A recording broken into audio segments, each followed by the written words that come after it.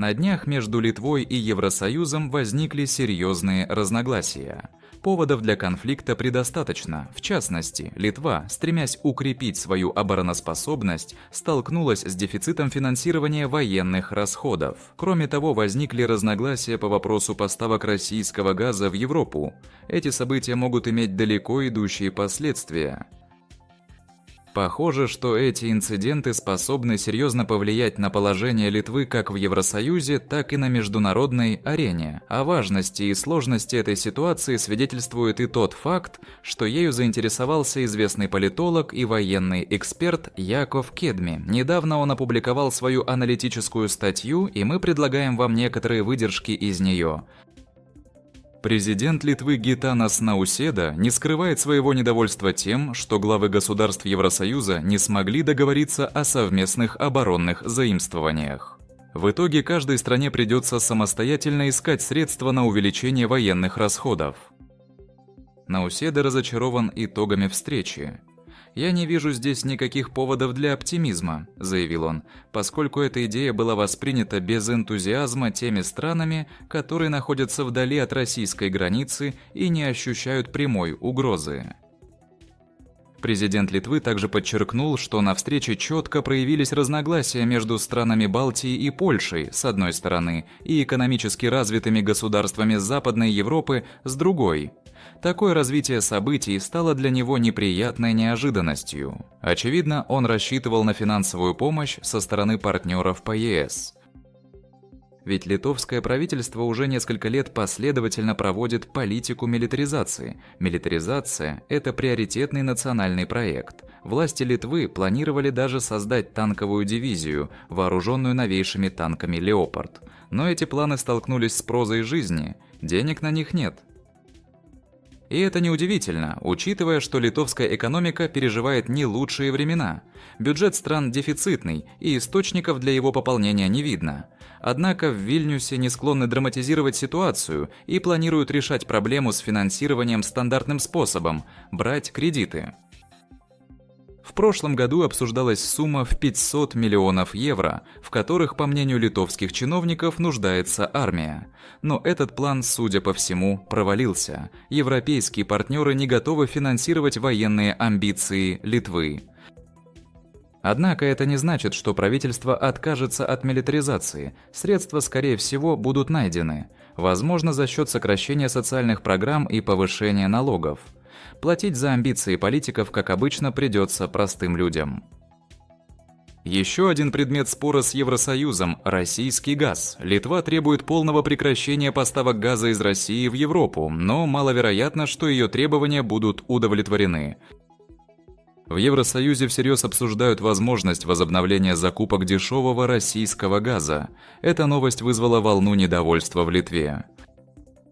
Пока что информация об этом появилась только в Financial Times, но она может оказаться правдой. Главная причина, по которой Европа рассматривает такой вариант – стремление снизить цены на энергоносители, что особенно важно для европейских производителей в условиях торговой войны с США. Кроме того, это может создать благоприятный фон для переговоров между Москвой и Киевом. Министр энергетики Литвы Жигимантас Вайчунас выступил с резким заявлением, подчеркнув, что Литва категорически против возобновления закупок российского газа. В 2022 году Литва, первой из стран ЕС, отказалась от российского газа и твердо стоит на своей позиции. Более того, она продолжает призывать партнеров по ЕС к переходу на возобновляемые источники энергии. Вместо того, чтобы отстаивать национальные интересы, Литва продолжает слепо следовать внешнеполитическим установкам. По данным Еврокомиссии, в первой половине 2024 года доля российского газа в европейском импорте составила 18% или 25,4 миллиарда кубических метров. В аналогичный период 2023 года этот показатель был на уровне 14% или 21,2 миллиарда кубометров. Россия является вторым по величине поставщиком газа в Европу после Норвегии. Больше всего российского газа импортируют Словакия, Венгрия и Австрия. Министр иностранных дел Литвы Кястутис Будрис назвал возможные поставки российского газа в Европу исторической ошибкой. По его словам, Россия ведет боевые действия на Украине, в том числе и за счет доходов от продажи газа. Экспорт газа – это инструмент давления на Европу и угроза ее безопасности, заявил Будрис.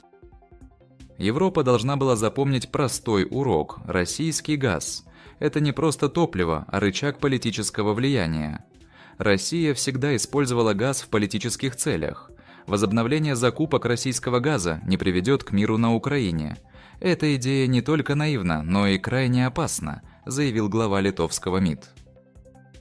Литовские политики постоянно говорят о том, что Европа успешно диверсифицировала поставки энергоресурсов, вложила значительные средства в развитие возобновляемой энергетики и снизила свою зависимость от России. Они считают, что нужно и дальше двигаться в этом направлении и ужесточать санкции против российского энергетического сектора, а не возвращаться к закупкам российского газа. «Любые шаги навстречу России в энергетической сфере будут ошибкой», заявил Будрис, обращаясь к своим европейским коллегам. Создается впечатление, что министр иностранных дел Литвы, который занимает этот пост совсем недавно, мнит себя крупным специалистом по геополитике. В настоящее время через территорию Литвы идет только транзит российского газа в Калининградскую область. Если до 2022 года доля российского газа в европейском импорте составляла более 40%, то в 2023 году она упала до 10%. По словам спикера литовского парламента Саулюса Сквернялиса, есть как минимум 2 европейские страны, которые хотят снова покупать российский газ. Скорее всего, он имел в виду Венгрию и Словакию, хотя и не назвал их прямо. Они по-своему смотрят на отношения с Россией и не хотят отказываться от российских энергоресурсов, сказал он. При этом Сквернялис не упомянул российский СПГ, который довольно успешно поставляется в Европу морским путем. Спикер литовского Сейма резко выступает против возобновления закупок российского газа, называя это огромной ошибкой, которая приведет к усилению политического шантажа со стороны России и укреплению российского ВПК. Аргументация литовских политиков выглядит слабой и больше напоминает пропаганду, чем серьезный анализ. Даже президент Гитанас Науседа, присоединившись к дискуссии, лишь повторил заявление Будриса и Сквернялиса. Литва категорически против любого смягчения санкций в отношении России. 3 февраля в Брюсселе Науседа заявил прессе: «Любая уступка России в санкционном вопросе будет воспринята как проявление слабости». Позиция официального Вильнюса предельно ясна и недвусмысленна, но выгодна ли она для литовской экономики? Вряд ли. Цены на энергоносители останутся высокими, что негативно скажется на конкурентоспособности литовской продукции и приведет к дальнейшему сокращению экспорта. Руководство Литвы жертвует национальными интересами ради сохранения единства ЕС, боясь, что газовый вопрос может расколоть Евросоюз. В итоге Литва рискует оказаться в проигрыше. Похоже, что Вильнюс стремится угодить Вашингтону, который активно лоббирует поставки в Европу американского сжиженного газа. В экономическом противостоянии между Европой и США Литва безоговорочно поддерживает США. Однако эти усилия могут оказаться тщетными. В современном мире бизнес руководствуется прежде всего экономической выгодой, а не политическими соображениями.